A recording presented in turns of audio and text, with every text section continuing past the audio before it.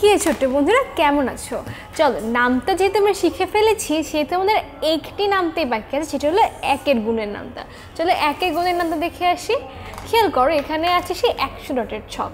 তাহলে একের গুণের নামটা মনে করার জন্য আমরা কি করব, নামটাটা আবৃত্তি করব।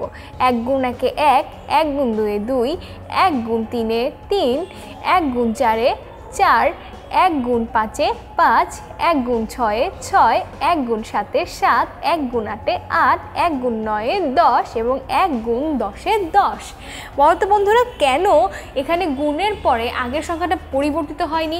কারণ যখন আমরা আসলে 1 দিয়ে 1কে গুণ করছি বা 1 দিয়ে 2কে গুণ করছি তখন আসলে আমরা একটি দলের একটি সংখ্যাই নিচ্ছি।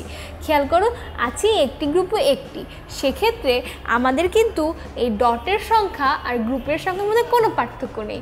তাই প্রত্যেকবার যে সংখ্যা দিয়ে গুণ করা হচ্ছে উত্তরে কিন্তু সেই সংখ্যাটিই আসছে।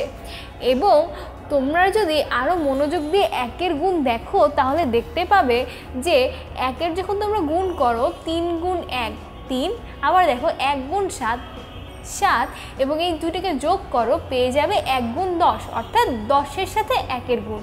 এখানে যা দিয়ে তোমরা গুণ করছো সেটা যদি যোগ করো তাহলে যোগ করার পর যা হচ্ছে তার গুণ পেয়ে যাবে, অর্থাৎ 7 আর 3কে যোগ করছো, 7 আর 3-এর যোগফল 10, 1-এর গুণের সঙ্গে তার গুণের গুণ তোমরা পেয়ে যাচ্ছ।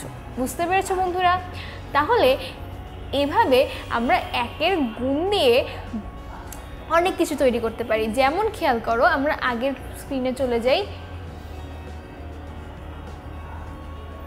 খেয়াল করো এই যে একের গুণ যেখানে ছিল প্রত্যেকটা যে নামটায় আসছে 1 গুণ 4 এ 4, 1 গুণ 5 এ 5, 5 আর 4 যোগ করলে হয় 9, 1 গুণ 9 9, যেটা 5 আর 4-এর যোগফল। বুঝছো বন্ধুরা?